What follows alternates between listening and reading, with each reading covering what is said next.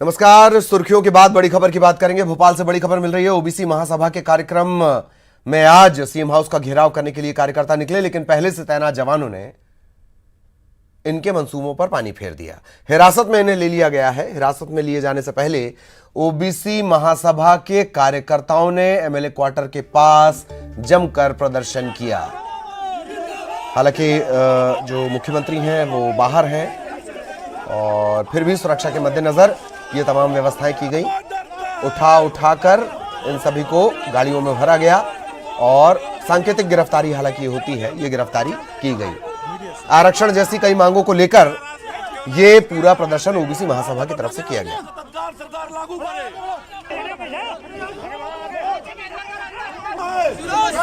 डरता है।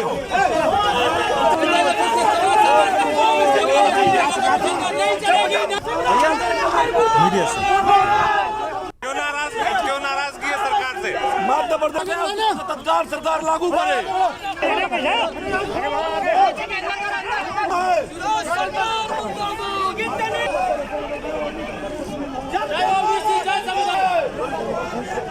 जब मामा डरता है।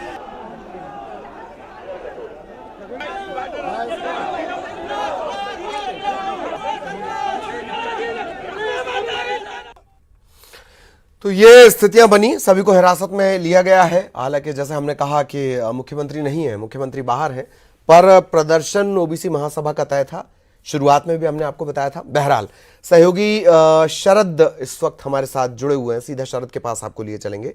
शरद, सबसे पहले इस पूरे प्रदर्शन के बारे में विस्तार से जानकारी दें। फिलहाल क्या अपडेट है? हालांकि मुख्यमंत्री नहीं है, पर यह प्रदर्शन अपना विरोध दर्ज कराने का एक तरीका था। शरद।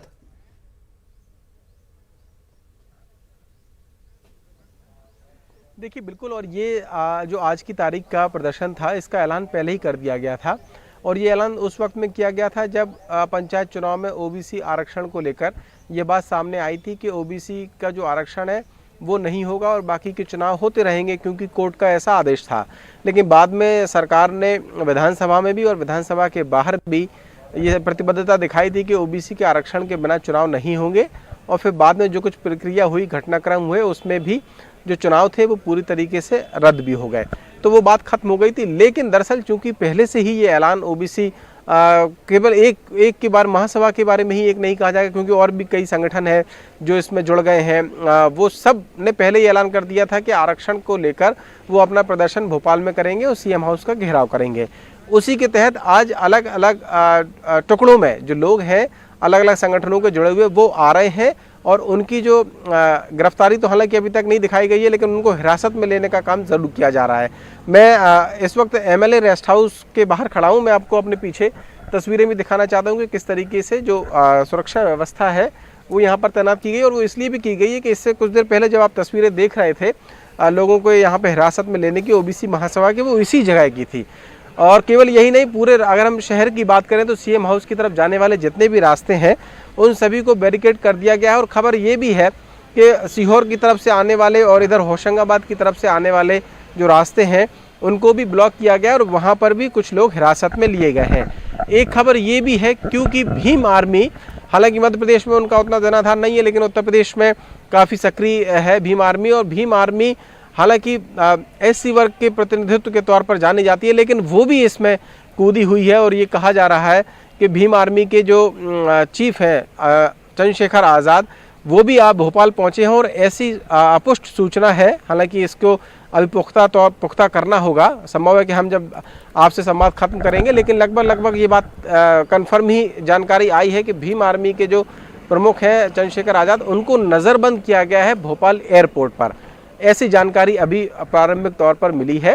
वो ये जो आज का प्रदर्शन है उसमें शामिल होने आने वाले थे। तो ऐसे बहुत सारे अलग अलग जो संगठन हैं, जो महासभा है ओबीसी, उनके कार्यकर्ताओं को हिरासत में लिया जा रहा है। और पुलिस ने किसी भी तरीके से कोई भी रास्ता ऐसा नहीं छोड़ा है जो सीएम हाउस की ओर जाता हो, वहाँ पर बैरिकेडिंग ना की गई हो। तो कुल मिलाकर ये कह सकते हैं कि भले ही ये मुद्दा पंचायत चुनाव रद्द होने के साथ ही खत्म हो गया था, आरक्षण का जो विषय था, लेकिन ये राजनीति चमकाने का अपना एक मौका है। अलग अलग तरीके से होता रहता है। और हम चलेंगे, कुछ ऐसा इनपुट है कि यहाँ पर कुछ ओबीसी के जो महासभा के कुछ लोग हैं वो यहाँ पर इकट्ठे हुए हैं, उनसे बात करने की कोशिश करेंगे। लेकिन उसके बीच में हम आपको ये अपडेट भी दे दें कि ये मुद्दा अब राजनीतिक रंग भी लेता जा रहा है। राजनीतिक रंग इसलिए लेता जा रहा है क्योंकि पूर्व मुख्यमंत्री जो कमलनाथ हैं उन्होंने हाल ही में अभी एक ट्वीट किया है, इसी जिस जगह पे हम खड़े हैं उसी जगह की एक वीडियो शरद, दरअसल मैं ये चाहूंगा कि बात हम करेंगे, बात दिखाएंगे, लेकिन रजनीश अग्रवाल साहब इस वक्त हमारे साथ जुड़े हुए हैं, उनसे एक रिएक्शन ले लेते हैं। रजनीश अग्रवाल साहब, ओबीसी महासभा का प्रदर्शन, सबसे पहले आपका रिएक्शन। भारतीय जनता पार्टी की सरकार और मुख्यमंत्री शिवराज सिंह चौहान हर एक उस मामले पर जो ओबीसी के हक में है, हित में है, कानूनी तौर पर उनकी आकांक्षाओं और भावनाओं को पूर्ति करने वाला हो, हर एक कदम उठा रहे हैं, चाहे वो न्यायालयीन दृष्टि से हो, चाहे वो कानूनी प्रशासनिक प्रक्रिया के माध्यम से हो या विधायिका के द्वारा हो।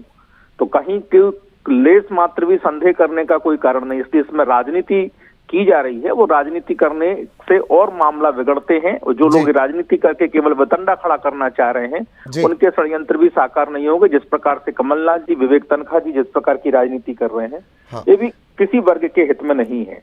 रजनीश अग्रवाल साहब, ये क्या जो प्रदर्शन है ये राजनीति से प्रेरित आपको लगता है या कांग्रेस पोषित आपको लगता है? कोई खास वजह?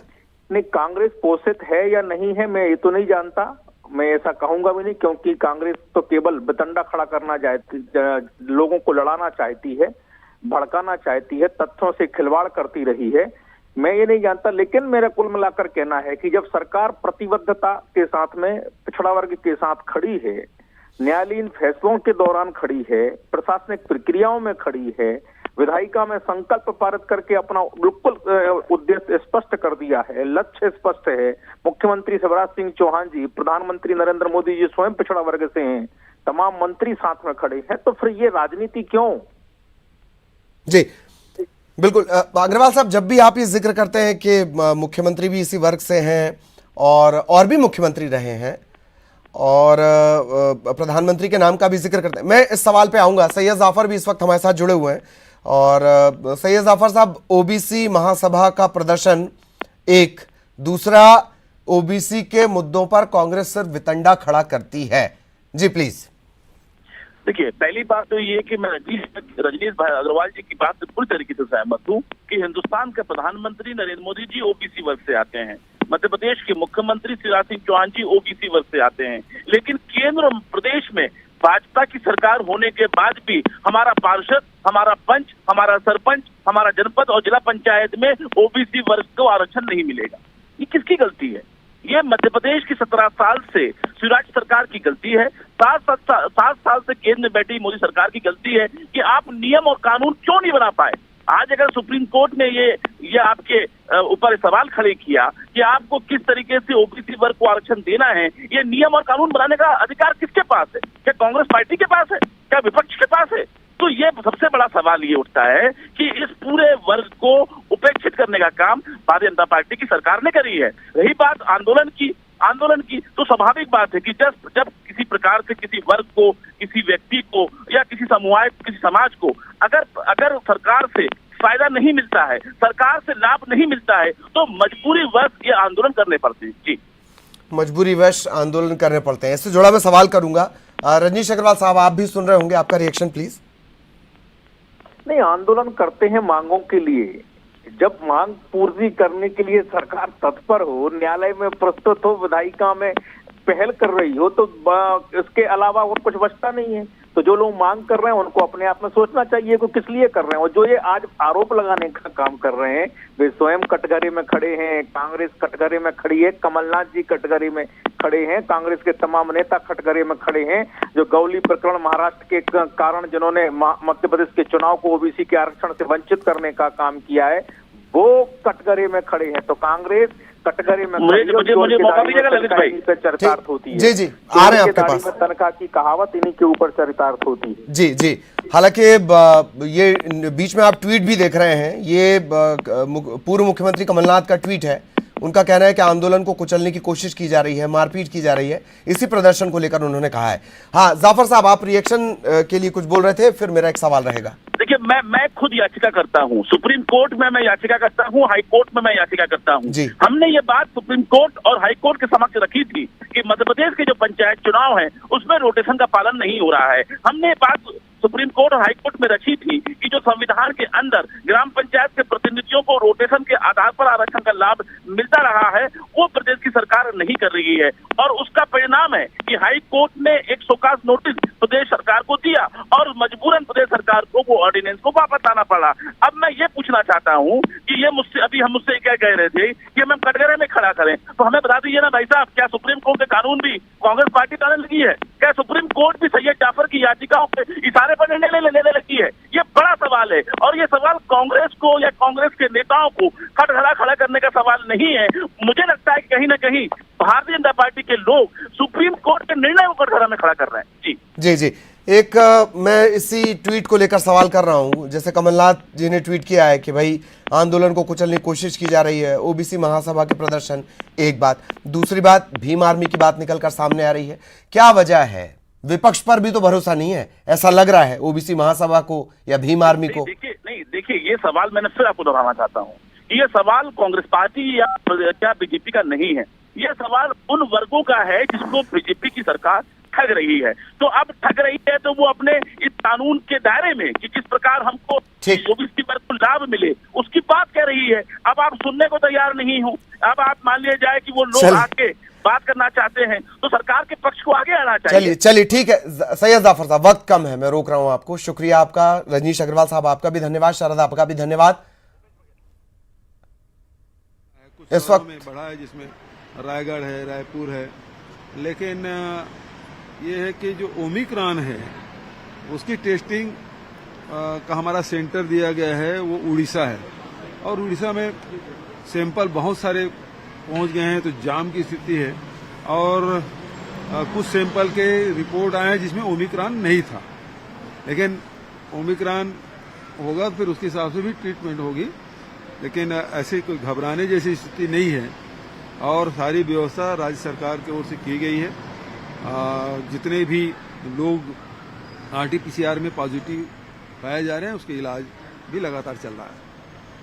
इसके अलावा कल पुनिया जी भी आ रहे हैं, महत्वपूर्ण बैठक। पुनिया जी आज आ रहे हैं, मतलब कल बैठक है। हाँ, और इसमें सबसे नए साल की शुरुआत में ही कांग्रेस जिस लगन निकाय में बहुमत में थी, वहाँ कांग्रेस को हार का सामना करना पड़ा।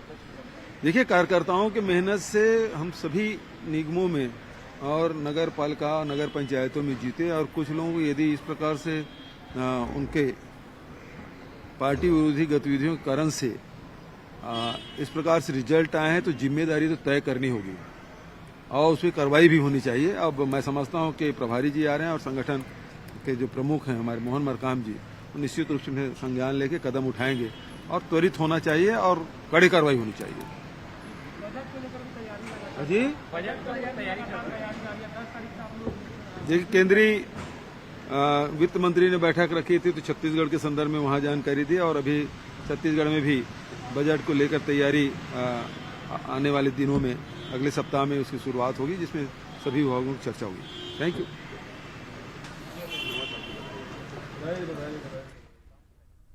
तो मुख्यमंत्री भूपेश बघेल को भी आपने सुना। अब बड़ी खबर गरियाबंद से मिल रही है, उसका रुख करेंगे।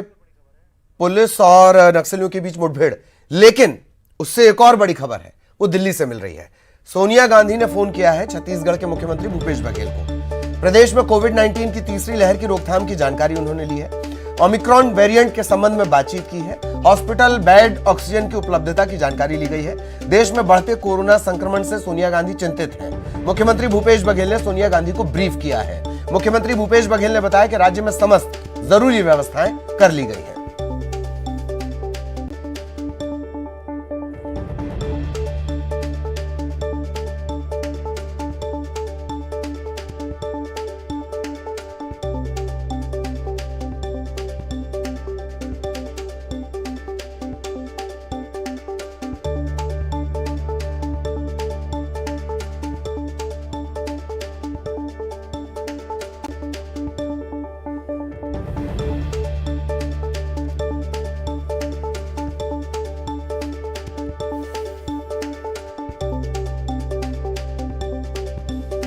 तो बड़ी खबर दिल्ली से आपको बता दें, सोनिया गांधी ने फोन पर चर्चा की है छत्तीसगढ़ के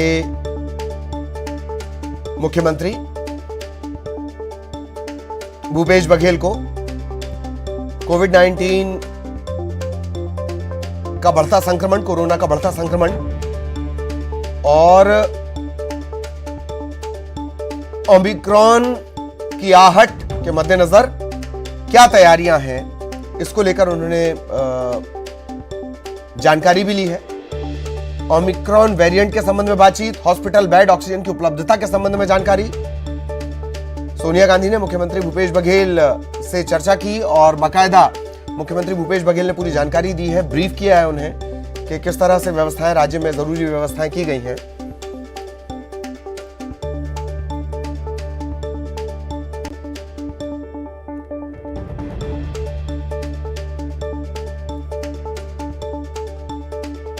मुख्यमंत्री ने उन्हें फोन पर जानकारी भी दी है। मुख्यमंत्री आज वाराणसी भी जाने वाले हैं। अभी थोड़ी देर पहले हमने आपको सुनवाया एयरपोर्ट पर उन्होंने क्या कुछ कहा। और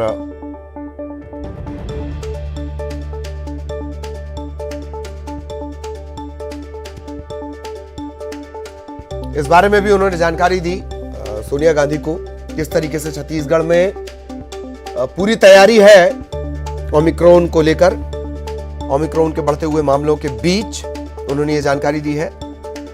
चिंतित है सोनिया गांधी और वजह तेजी से बढ़ते हुए आंकड़े। देश में अगर कोरोना आंकड़ों की बात कर ली जाए, 24 घंटे में, अकेले 24 घंटे में 27,000 से ज्यादा केसेस आए हैं। छत्तीसगढ़ में 279 24 घंटे का यह आंकड़ा है, जो परेशान करने वाला, चेतावनी देने वाला। 1000 से ऊपर मरीज यहां पर हो चुके हैं। यही वजह है कि संक्रमण पर कैसे काबू किया जा रहा है, इससे लेकर ये चर्चा हुई है।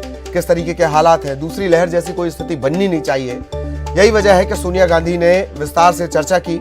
मुख्यमंत्री भूपेश बघेल ने उन्हें फोन पर ब्रीफ भी किया। उन्होंने बताया कि किस तरीके से पर्याप्त ऑक्सीजन की व्यवस्था की गई है। ऑक्सीजन, हालांकि छत्तीसगढ़ ऑक्सीजन के मामले में सरप्लस रहा है। बीएचईएल से बाकायदा सप्लाई भी की गई है, बीएसपी से, माफ कीजिएगा, भिलाई स्टील प्लांट से, जब देश में दूसरी लहर थी तब।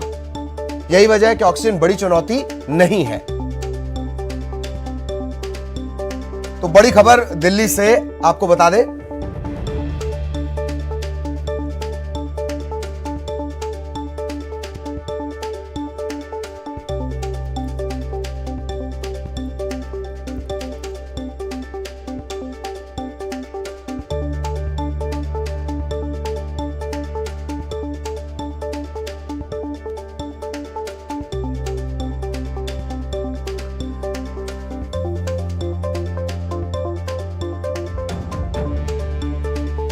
सहयोगी रवि सिसोदिया हमारे साथ जुड़े हुए हैं। रवि, पूरी जानकारी इस फोन के बारे में विस्तार से। देखिए, जिस तरह से पूरे देश में जो ओमिक्रॉन वेरिएंट है और उसका मामले बढ़ रहे हैं, उसी बाबत जो कांग्रेस के अध्यक्ष हैं सोनिया गांधी, उन्होंने छत्तीसगढ़ के मुख्यमंत्री भूपेश बघेल को फोन किया और जानकारी ली कि वहाँ क्या क्या तैयारियां हैं, क्या वहाँ पे ओमिक्रॉन से लड़ने के लिए क्या तैयारियां हैं। जिस कोविड के मामले लगातार बढ़ रहे हैं, उसको लेकर छत्तीसगढ़ सरकार की क्या तैयारियां हैं। क्योंकि आपको याद होगा, जब पिछली बार लगातार मामले बढ़ रहे हैं तो उस दौरान भी लगातार वीडियो कॉन्फ्रेंस के जरिए सोनिया गांधी संपर्क में थी, जो कांग्रेस शासित राज्य हैं वहां के मुख्यमंत्रियों से। इसी बाबत उन्होंने फोन किया है, क्योंकि अभी अगर आप देखेंगे तो पिछले 4-5 दिनों के अंदर जो मामले हैं वो लगातार बढ़ते जा रहे हैं। ऐसे में प्रदेश की क्या तैयारियां हैं और क्या चीजों की जरूरत पड़ सकती है, इस बाबत कांग्रेस ने सोनिया गांधी ने छत्तीसगढ़ के मुख्यमंत्री को फोन की और जायजा लिया है। जी, तो और अभी हालांकि मुख्यमंत्री मीडिया से भी चर्चा कर रहे थे, आज वाराणसी भी उनको जाना है।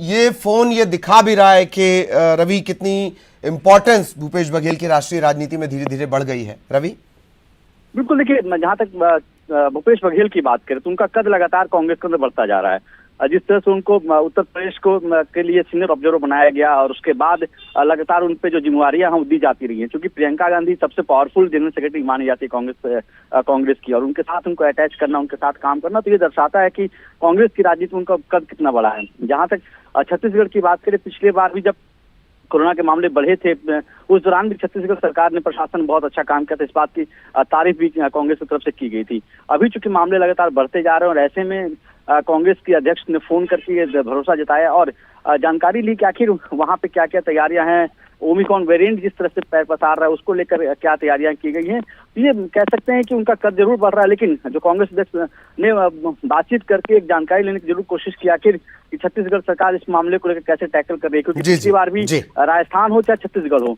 दोनों सरकारों की तरफ से इस मसले को अच्छे तरह से टैकल किया गया था। जी जी जी, चलिए बहुत बहुत शुक्रिया आपका इस तमाम जानकारी के लिए, और विस्तार से जानकारी दे रहे थे रवि। अब गरियाबंद से बड़ी खबर आपको बता दें, पुलिस और नक्सलियों के बीच मुठभेड़ हुई है, एक जवान के घायल होने की खबर मिल रही है। एसटीएफ का यह जवान बताया जा रहा है। ओडिशा सीमा से लगी पहाड़ी पर यह मुठभेड़ हुई। इस जवान को फिलहाल मैनपुर अस्पताल लाया गया है और जल्द से जल्द इसे रायपुर शिफ्ट करने की तैयारी है। बड़ी खबर गरियाबंद से आपको बता दें, पुलिस और सुरक्षा बलों और नक्सलियों में मुठभेड़ की खबर है। एक जवान इसमें जख्मी हो गया है। एसटीएफ का ये जवान है। शुरुआती जो जानकारी लगी उसके मुताबिक ओडिशा सीमा से सटी पहाड़ी पर यह मुठभेड़ हुई है। मैनपुर अस्पताल इसे लाया गया है और हालत चूंकि गंभीर बताई जा रही है, तो जल्द से जल्द इस जवान को रायपुर शिफ्ट किया जाएगा। कृष्ण कुमार सैनी हमारे साथ जुड़े हुए हैं। कृष्ण कुमार, पूरा अपडेट। अब तक इस मामले में जो जानकारी सामने आई है उसके मुताबिक ये घटना कुल्हाड़ी घाट रेंज की में हुई है और एक पहाड़ी पर ये पुलिस नक्सली मुठभेड़ हुई है। इसमें एक जवान के घायल होने की भी खबर सामने आ रही है। हालांकि पुलिस द्वारा इसकी कोई अभी तक पुष्टि नहीं की गई है। जो जवान है उसको मैनपुर अस्पताल में भर्ती कराया गया है और जवान को बेहतर इलाज के लिए जल्द से जल्द रायपुर शिफ्ट करने की भी तैयारी चल रही है। जी ललित। चलिए, शुक्रिया आपका कृष्ण कुमार इस तमाम जानकारी के लिए। जल्द से जल्द जवान को रायपुर शिफ्ट किया जाएगा।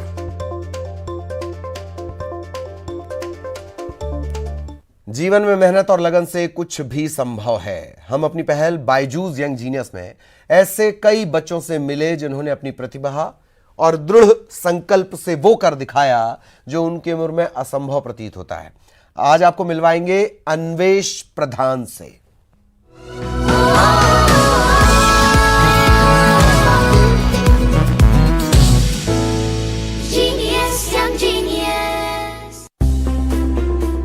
भुवनेश्वर के रहने वाले 15 साल के अन्वेष प्रधान की बुद्धि का लोहा पूरी दुनिया मानती है। अन्वेष की शिक्षा उपलब्धियों के लिए 2021 में उन्हें प्रधानमंत्री बाल पुरस्कार से सम्मानित किया गया। After trying for almost 2 years, I got this award because this is the most prestigious award for a child in India under 18 age. मेधावी अन्वेष को अमेरिका की स्मार्ट सोसाइटी ने IEM ओलंपिक्स फिजिक्स में रैंक 1 पर रखा गया। 2021 में ही दिल्ली मैथ्स चैंपियनशिप में उन्हें दूसरी रैंक मिली। पिक्सल मैथ्स चैलेंज में अन्वेष ने तीसरी रैंक हासिल की। 2020 में सिंगापुर और एशियन स्कूल्स मैथ्स ओलंपियाड में उन्होंने गोल्ड मेडल जीता। अभी तक अन्वेष ने देश और विदेश में 450 से ज्यादा खिताब अपने नाम किए हैं। उन्हें कई नामी संस्थानों से स्कॉलरशिप भी मिली है। अन्वेष भारत को विश्व गुरु बनते देखना चाहता है। I have an interest in science and mathematics. I am very curious about innovations and I have a hobby of reading science fictions also. So I want to see my country excel in this field of science and technology because the potential India has for achieving this feat has not yet been implemented on it. Anvesh का कहना है कि सीखने में हुई गलतियों से निराश नहीं होना चाहिए, बल्कि गलतियों से सीखना चाहिए। अन्वेष भारत का नाम रोशन करते रहें। उन्हें हमारी ओर से शुभकामनाएं।